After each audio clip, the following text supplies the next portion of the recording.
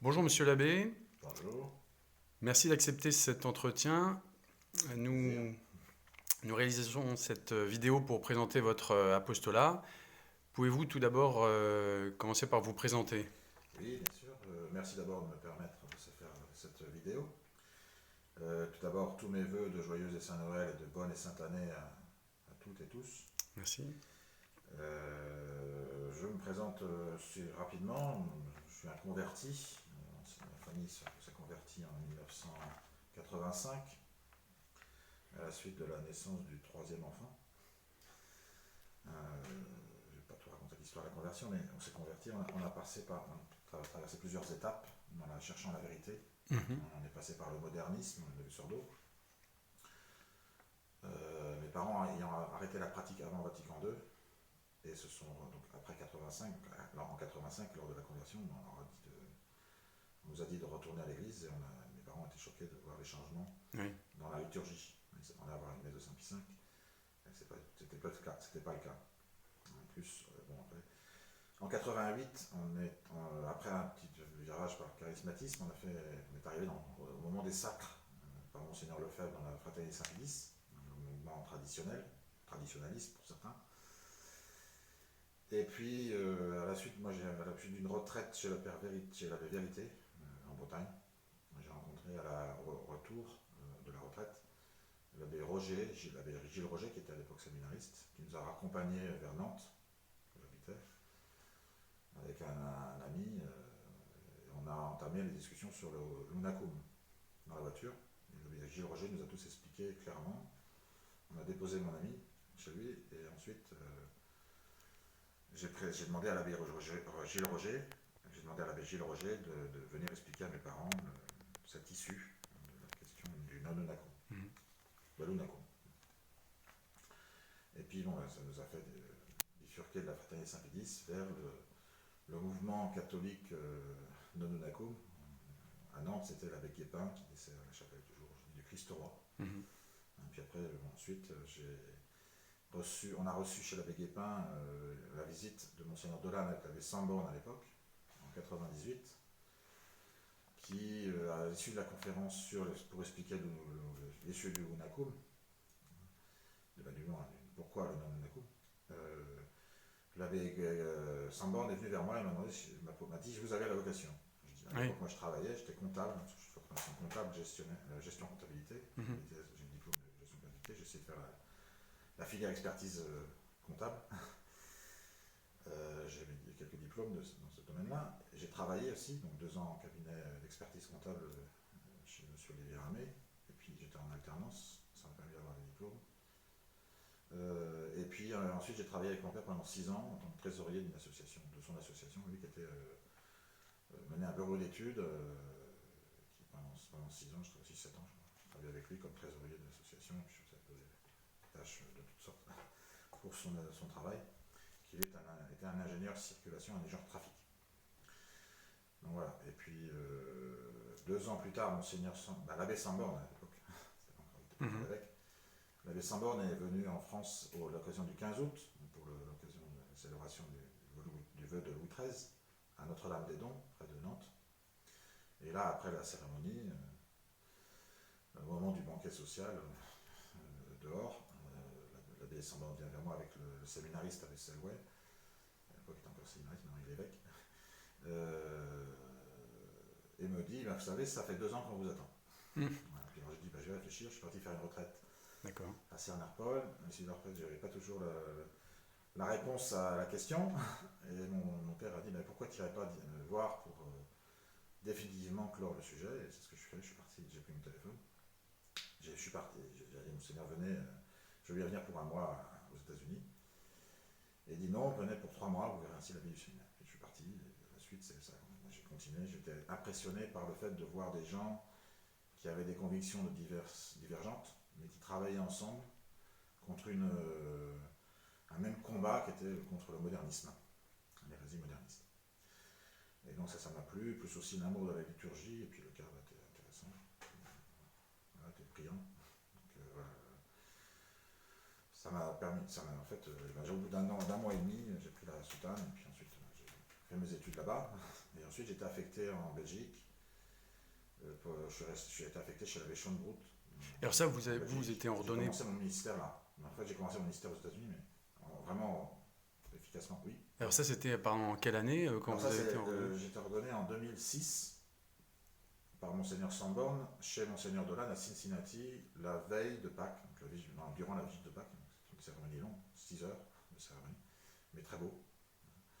Un bon souvenir, un très bon souvenir encore aujourd'hui de ce jour, un grand jour pour être prêtre, justement selon l'ordre de Melchisédek, pour l'éternité. D'accord. Et ensuite, j'ai fini mes études, j'ai passé mes examens aux États-Unis, fait 3 mois de séminaire, 3 mois de ministère, là-bas, et ensuite j'ai été affecté chez la Véchon de Brout. Je suis resté 5 mois, et ensuite, parce qu'il y avait un manque de prêtres, j'ai aidé l'Institut Mater Boni Concilii, donc l'Institut de la Mère du Bon Conseil, en Italie. Je les ai aidés à combler les trous un peu partout, comme on dit, Mhm. pour leur permettre de continuer leur ministère, leurs activités de toutes sortes, retraite, camps de vacances, camps de jeunes, plus les ministères d'une chapelle, de manière à ne pas cesser arrêter de chapelle ou de fermer des centres. Mhm. Voilà, pendant 6 ans. D'accord. En 2013, bon, pour des raisons personnelles, j'étais amené à quitter l'Institut. J'étais en collaboration, je n'étais pas dans l'Institut Mhm. Mater Boni Concilii, mais j'étais amené, demandé de quitter l'Institut. Et puis après, petit à petit, malheureusement, Monseigneur Sanborn m'a abandonné, pour des raisons personnelles toujours. Des discussions des hommeries, comme on dit, Mhm. malheureusement, à mon grand regret. Et donc j'ai été déclaré par Monseigneur Sanborn comme indépendant, malgré ma volonté, pendant 2 ans, pendant 3 ans plutôt. Donc, j'ai quand même cherché à trouver d'autres prêtres, parce que je sais très bien, au séminaire, on nous apprend que d'être tout seul, c'est dangereux, pour la sanctification de soi-même, puis pour la sanctification des gens, des âmes. Mhm. Donc j'ai cherché, d'ailleurs, Monseigneur Stuvert de l'Institut a gardé contact avec moi, je le remercie, Mhm. ainsi que l'abbé Grossin qui m'a pris dans son giron, un petit peu, pour faire un peu de l'aider, pour continuer à me former aussi. On a étudié le traité du Saint-Esprit ensemble, une bonne partie. Puis là aussi c'est pareil, pour des raisons personnelles, ça s'est arrêté avec l'abbé Grossin. Et en 2016, j'ai rencontré en Irlande, parce que je faisais du ministère, j'ai fait du ministère dans une bonne partie des pays de l'Europe occidentale. Ça m'a permis de comprendre un peu plus les différentes cultures, du nord au sud et de l'ouest. Mhm. Pas beaucoup à l'est, un peu. Mais bon, en tout cas, c'est intéressant. Et puis, j'ai rencontré un prêtre en Irlande qui proposait un prêtre de la CMRI, donc la Congrégation de Marie-Reine Immaculée, D'accord. qui faisait un pèlerinage. Et là, on s'est rencontrés sur la montagne la colline de Saint-Patrick, Croagh Patrick en gaélique, qui est la langue de l'Irlande. Et puis, à partir de ce moment-là, j'ai été pris sous le giron, j'étais rattaché à la CMRI. Alors En d'accord. 2016. En 2016. Donc désormais, oui, vous êtes rattaché à cette Depuis congrégation. ce moment-là, je suis rattaché à cette congrégation. Alors Voilà. est-ce que vous pouvez nous présenter, Mhm.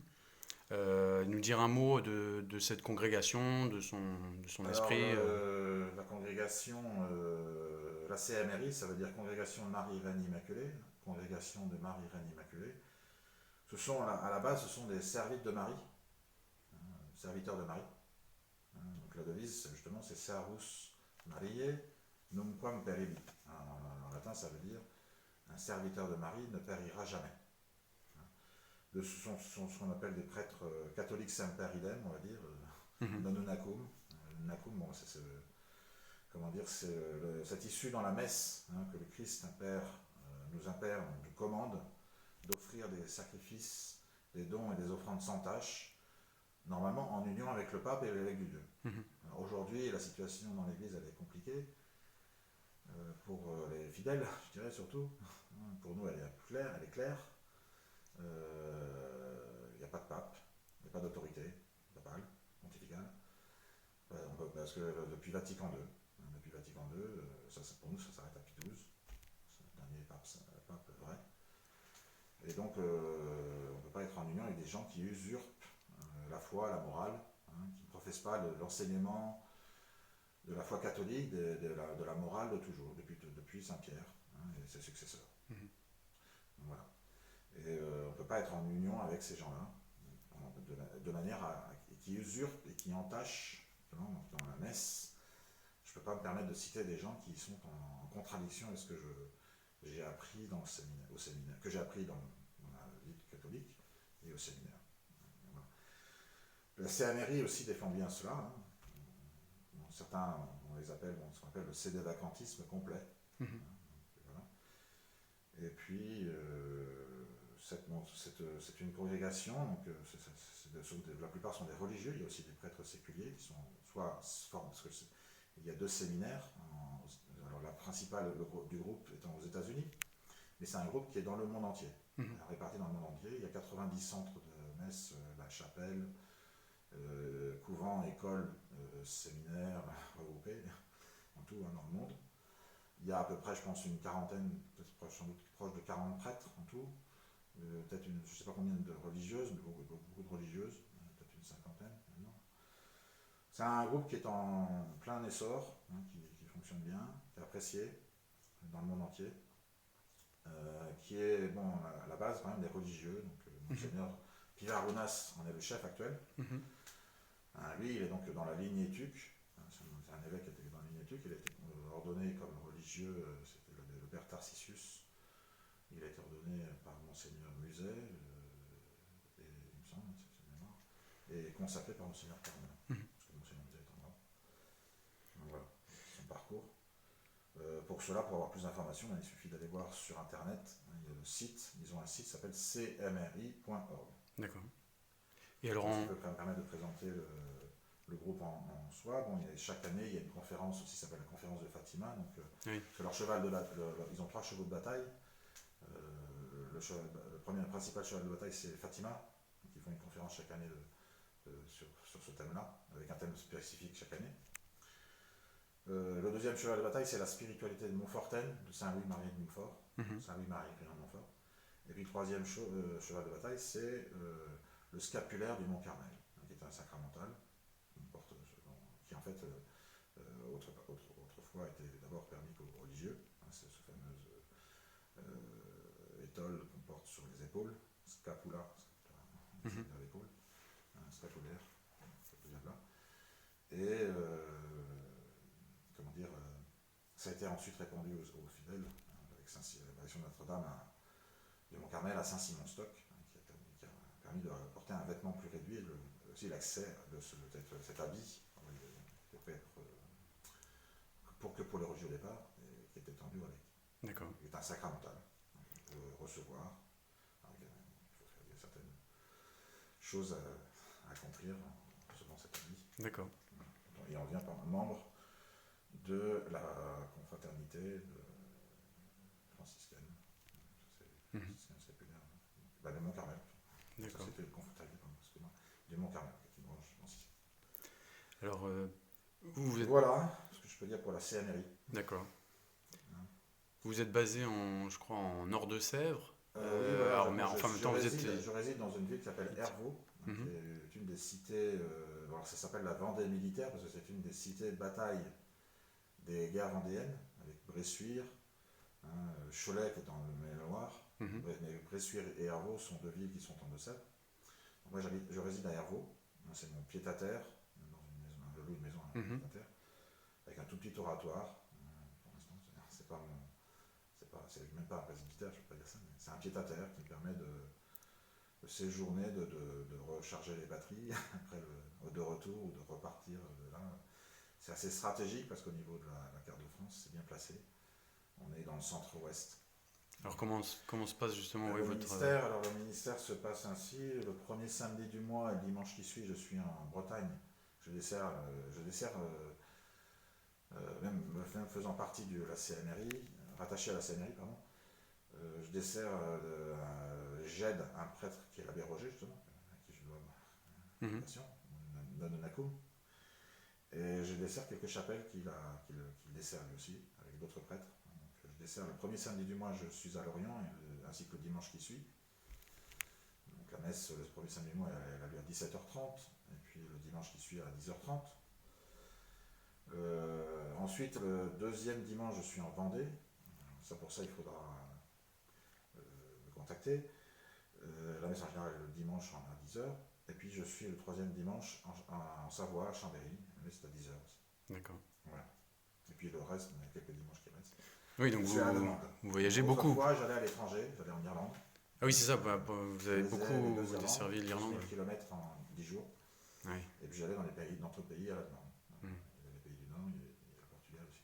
Oui, vous Voilà. faites beaucoup de kilomètres Voilà. pour assurer les messes, quoi. Alors je crois que du coup, vous avez un projet de centre de messe. Je à faire je fais en moyenne 70 000 km par an. Ah oui. J'estime que c'est beaucoup. Aussi, Mm. les gens estiment que c'est beaucoup. Donc je souhaiterais justement, j'ai un projet actuel. Oui. Ce serait plutôt de trouver de fonder un centre de messe, un centre de messe non Nunnakum.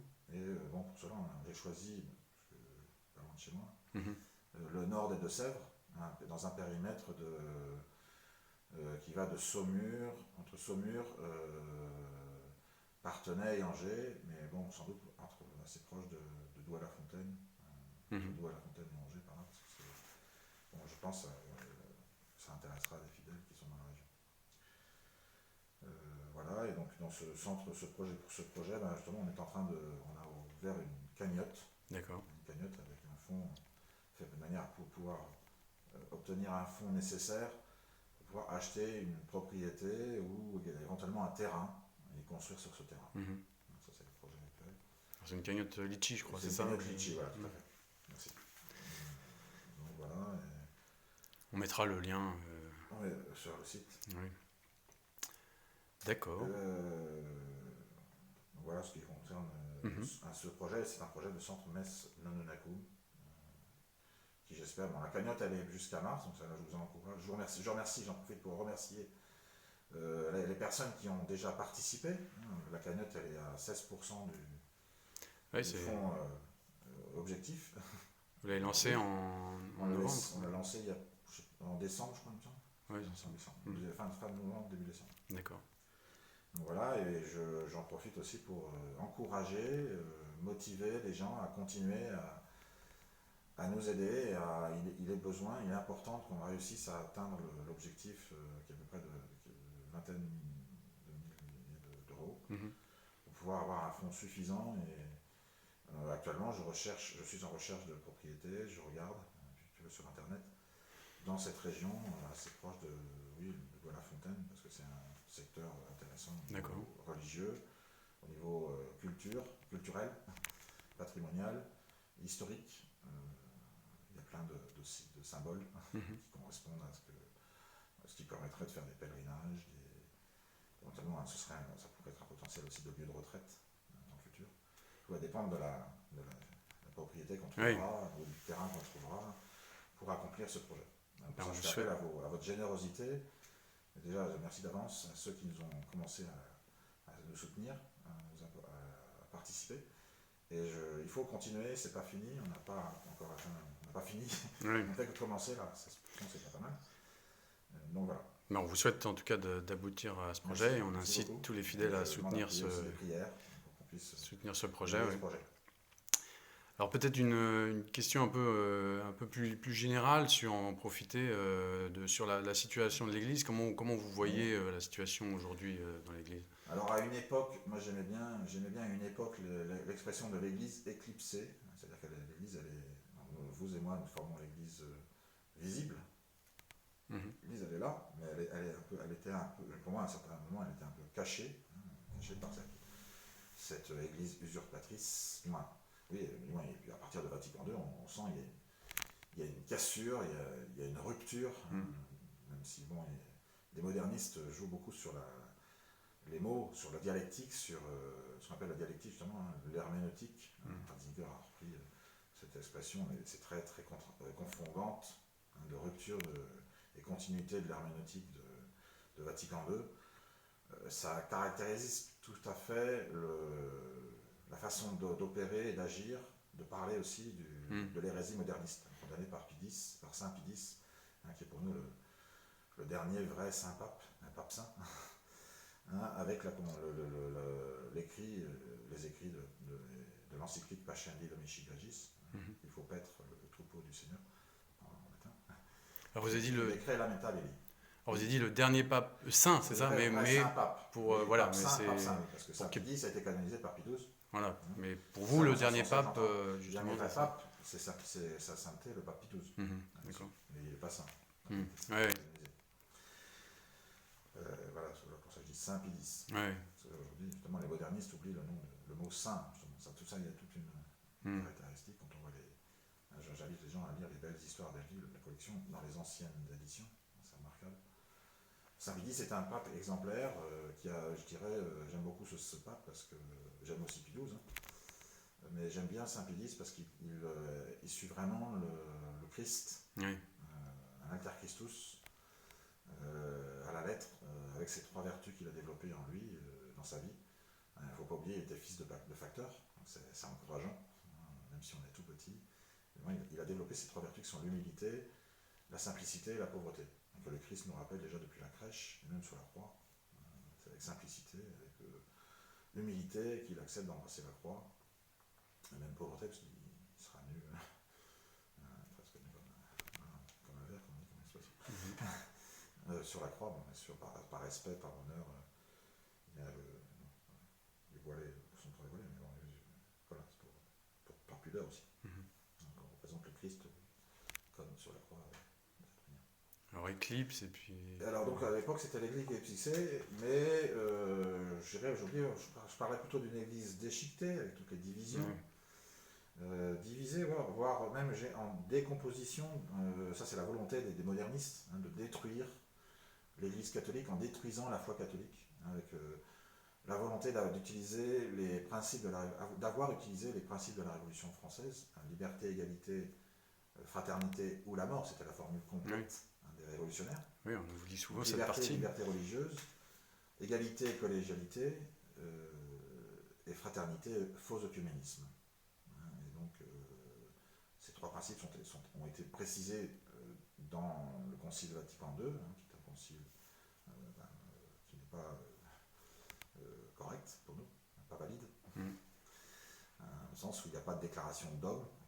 C'est un concile œcuménique pourtant, hein, mais il n'y a pas de déclaration de dogme. Donc en général, un concile a pour but de déclarer un dogme, de répondre combattre l'hérésie, justement, c'est un moyen de combattre l'hérésie. En principe, on n'a pas. Depuis, après Pie XII, on n'a plus de pape, donc c'est pour la raison pour laquelle il n'y a plus d'autorité. On est en absence d'autorité, voilà, Mhm. on a raison. Et puis, je dirais oui, une volonté de ces gens, après Vatican II, en se servant justement dans Vatican II des décrets, ce sont des décrets, hein, Lumen Gentium, Notre Aetate, Unitatis Humanis, ce ne sont même pas des encycliques, Mhm. ce sont des écrits qui sont des décrets qui prennent une importance et une valeur très forte par rapport, aussi fort que des encycliques, mais qui ne sont pas des encycliques, ça c'est important de le rappeler, et qui vont être à la fois donc, sur ces 3 valeurs de la Révolution, hein, française, liberté, égalité, fraternité, vont permettre d'aboutir, hein, avec un aggiornamento, d'aboutir à cette volonté d'infiltrer l'Église catholique, hein, de la subvertir, et même on voit aujourd'hui avec ce monsieur Bergoglio, là, qui n'est ni évêque ni prêtre, parce qu'il a été ordonné en 69, et justement à partir de 68, ça c'est ce que rappelle sur le site de la CMRI, hein, Monseigneur Pivarones et son groupe. Monseigneur Pivarones explique très très bien dans la présentation sur le site, justement, qu'à partir de Vatican II, c'est l'aboutissement justement à casser les principes de la foi de toujours, de la morale, hein, et puis une rupture donc, dans la croyance, surtout. La rupture dans la croyance, c'est plus la même croyance, hein, même si quelqu'un, ça appartient pas à moi de juger que si ces gens-là sont plus catholiques ou pas, Mhm. ça c'est Dieu qui jugera. Parce que là aussi c'est une question d'acte de foi. Hein. Pour être catholique, il faut 3 conditions. Il faut être baptisé, il faut ensuite professer sa foi catholique, donc un credo, et enfin être soumis à l'autorité de l'Église. Mhm. Donc à partir de ces 3 critères, on a la catholicité. C'est important, la catholique, ça veut dire universel. C'est pour ça qu'on utilise la langue latine dans le rituel, dans la messe, de manière à ne pas détruire, désacraliser justement l'essence, la substance des sacrements de la messe, tout comme des sacrements et des rites. D'accord. Et Alors, on peut dire même, donc, finir de répondre à votre question, aujourd'hui, je dirais même une église qu'on essaye de détruire, une église délabrée, en décomposition, désossée peut-être, comme c'est Ronsard, son poème sur la mort, je suis décharné, dépouillé, désossé, je n'ai plus que les os, ça s'appelle. D'accord. Un peu ça. Alors quand même, ce qui est important de voir, c'est quand même qu'il y a encore une ossature dans l'église. Il y a une certaine hiérarchie, mais les gens, même Bergoglio ne fait pas son travail, son rôle de pape. D'ailleurs, il lui-même le dit, il nous clarifie, c'est ça qui est très, très intéressant avec Bergoglio, c'est très clair. Il n'est pas pape, il l'a dit, je suis l'évêque de Rome, ça s'arrête là. Il a supprimé de l'annuaire pontifical le titre de vicaire du Christ. Donc, c'est significatif avec lui, il n'est pas pape du tout. D'accord. Il n'est même pas dans le Vatican, il est en dehors du Vatican. Il réside à Sainte-Marthe, qui est en dehors du Vatican. Donc c'est très significatif, très symbolique dans ce qu'il fait, dans ce qu'il dit. Et ça, ce n'est pas jugé. On me reproche ceci. C'est pas juger, c'est juste analyser les faits et gestes, et ça c'est extérieur, c'est externe. C'est du forum externe. Donc ça c'est permis toute personne qui est catholique a le devoir de rappeler cela, de préciser que c'est important pour chercher à garder la vérité. La vérité, qu'est-ce que c'est? C'est l'adéquation de l'intelligence à la chose réelle. Saint Thomas. D'accord. Alors justement, pour défendre la vérité, vous avez lancé très récemment un site qui s'appelle Yanua Celli. Est-ce que vous pouvez qui vient d'être lancé, est-ce que vous pouvez nous expliquer déjà le titre de ce site et ce qu'on pourra trouver sur ce site? Oui. Alors Yanua Celli, ça veut dire porte du ciel. C'est un titre des litanies de la Très Sainte Vierge Marie. Justement, Marie est la porte du ciel. Regina Celli, quand on chante à Pâques, la reine du ciel, la reine des anges. Moi, j'aime bien ce titre-là. C'est par rapport à chez mon père, je dis la chapelle chez mon père, la chapelle s'appelle, la propriété s'appelle le Clos Notre-Dame des Anges. Et chez mon père, je disais à la messe, on avait ce titre-là, Notre-Dame des Anges. J'aime bien ce terme-là. Yanua Celli vient des litanies. D'accord. La porte du ciel, c'est un des titres principaux. Ça correspond bien. La porte du ciel, justement, c'est Marie, à travers Marie. Ça, j'aime bien aussi, à Millan, la chapelle de Millan, c'est très, très symbolique. C'est la Vierge Noire qui a sauvé, avec la prière des franciscains, justement, elle a sauvé, quand le mont Granier s'est éboulé, je crois que c'est 500 millions de mètres cubes qui sont tombés de boue et de roc et de rochers dans la vallée. Il y a plusieurs milliers de morts. Et ça, à Millan, la Sainte Vierge a arrêté l'éboulement. Donc dans ce site, il y a deux pôles principaux, qui sont la formation et la spiritualité. Aussi, on va présenter la CMRI, donner des informations sur les messes célèbres. Aussi, on dira des informations. Il y a des vidéos, celles qu'on va faire maintenant. Un blog. Et puis ce côté formation, il y a le contenu, c'est du catéchisme. C'est important de préciser l'importance pour vous fidèles, pour nous aussi prêtres, de se former, de s'instruire. Parce qu'aujourd'hui, l'ennemi est à l'action de manière très virulente. Le démon se déchaîne parce qu'il sait très bien qu'on est dans les derniers moments, les derniers instants, je dirais sans doute aux prémices, au moins, de l'apocalypse, avec tout ce qui se passe dans le monde, dans l'église, dans la société. On s'est attaqué à la famille, avec Amoris Laetitia de Bergoglio, qui contient 19 hérésies, d'après les congrégations de la censure. Ça, c'est important de le rappeler. Et puis, on a aussi voulu, on est en train de vouloir détruire le sacerdoce. Je pense et s'attaquer aussi aux tout petits. Le Christ l'a dit dans l'Évangile. Un malheur à celui qui s'attaque aux tout petits, aussi à celui qui s'élèvera sera abaissé, par Jean-Baptiste, je précise. Celui qui s'élèvera sera abaissé, celui qui s'abaissera sera élevé. D'accord. Et puis, donc ça, c'est important, surtout aujourd'hui dans une société où il y a, à travers l'égoïsme, l'égocentrisme, puis l'individualisme, puis l'indifférentisme, on en arrive à la tiédeur, ce qui fait qu'on voit dans cette pandémie, par exemple, le peu de gens qui réagissent, Mhm. notamment en France. Ça commence à se réveiller un petit peu, ça monte en émission un petit peu, peut-être un peu tard, Oui. j'espère pas trop tard. Mhm.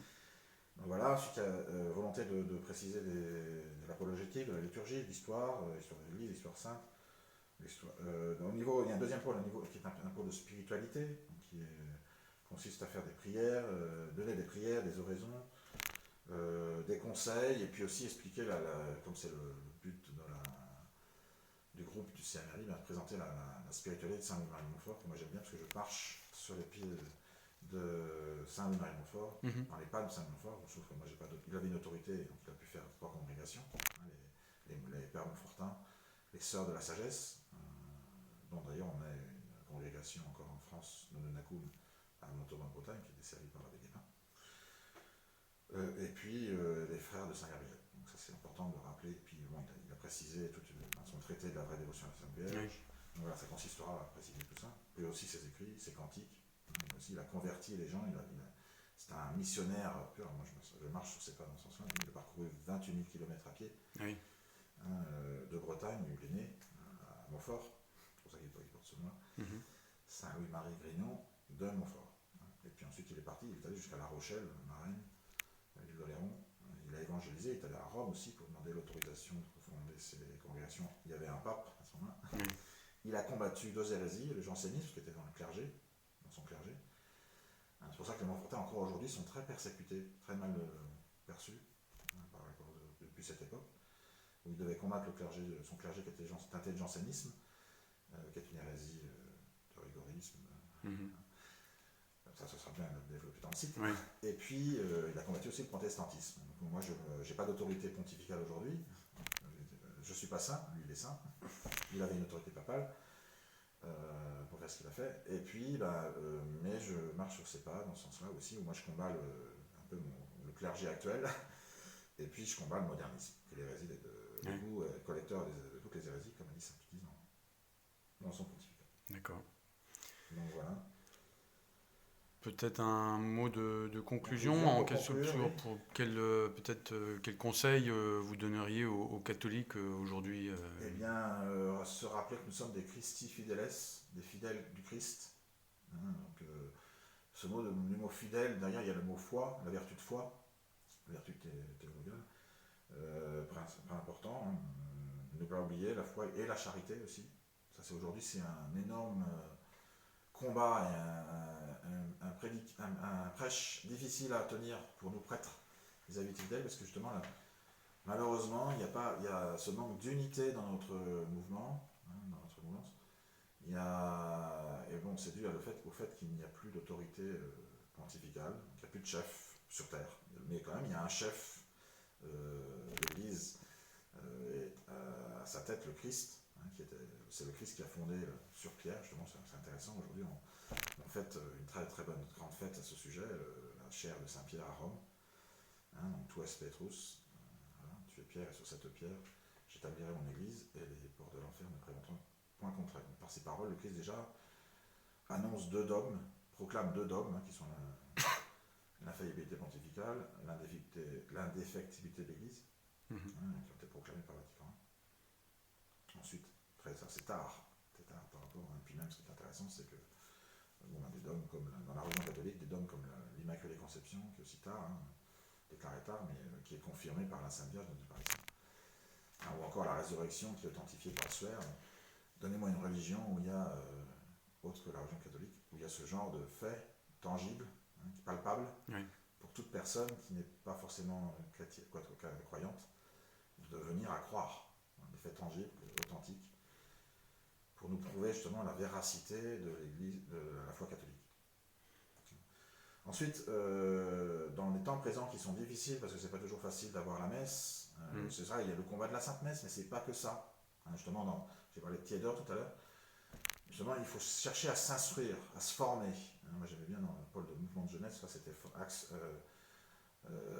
amitié, formation, piété, action. Voilà les 4 pôles qu'il faut développer. développé sur le site mais ailleurs aussi. Et donc se rappeler justement de ce que dit Saint Pierre, hein, qu'il faut être sobre et vigilant, hein, vigilate et orate, a dit le Christ, veillez et priez, soyez estote parati, soyez prêts. Quoi qu'il arrive, soyons prêts à rester en état, à tout faire pour rester en état de grâce. Alors si on ne peut pas avoir la messe aide beaucoup. La messe c'est le trésor du chrétien, selon ce que dit Saint Léonard de Port-de-Maurice, pardon. Et puis il y a cette fameuse clé d'or, hein, du paradis, hein, qui est l'acte de contrition parfaite, au cas où on ne peut pas se confesser, au cas où on ne peut pas communier, ben, c'est de faire deux choses chaque jour. L'acte de contrition parfaite, ça consiste donc à bien regretter tous ses péchés entièrement, le plus possible, et de réciter cet acte de contrition ensuite. Et puis il y a la communion de désir, la communion spirituelle, qu'on faire tous les jours, hein, au cas où on ne peut pas voir la messe, lire sa messe aussi, hein, tous les jours. Pour ça c'est intéressant, justement, la CNRI, ils ont fait un calendrier, chaque année ils sortent un calendrier avec des belles images, et dedans ils vous mettent les fêtes liturgiques, donc c'est assez bien fait, même si c'est en anglais, mais très belles images, et ça aide aussi, ça aide à prier. La prière, qu'est-ce que c'est justement? C'est Saint Alphonse de Liguori nous rappelle justement que c'est le plus grand moyen de salut. Hein. Le salut, c'est ce qu'il faut obtenir. Hein. Nous sommes ici-bas pour louer, honorer, servir Dieu et par ses moyens sauver son âme. Et puis je finis par Saint Augustin qui a rappelé qu'il y avait deux amours, ont créé deux cités. L'amour de soi au mépris de Dieu a créé la cité de Satan. L'amour de Dieu au mépris de soi a créé la cité de Dieu. Ces deux cités se font la guerre, tout le jour. C'est surtout apparemment en ce moment où, bien sûr, on sait qu'on est dans la fin des temps. Là-dessus, il y a une petite plaquette qui existe, que je pourrais présenter dans le futur. D'accord. Et puis aussi, ça c'est Saint Augustin qui a rappelé cette citation, hein, deux amours ont créé deux cités, ces deux cités se font la guerre. Et puis il y a les principes de la croisade eucharistique qui est remarquable aussi, hein, qui a été fondé par l'abbé Pope en Belgique, hein, puis soutenu par Monseigneur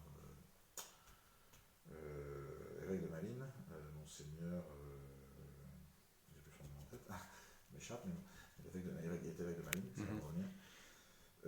Et donc dans la croisade eucharistique, dans le principe, est prie, sacrifie-toi, commis, sois autre.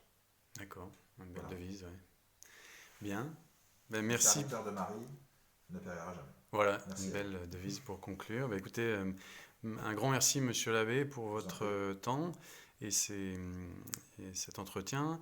On mettra le lien vers la cagnotte Litchi en description de la vidéo.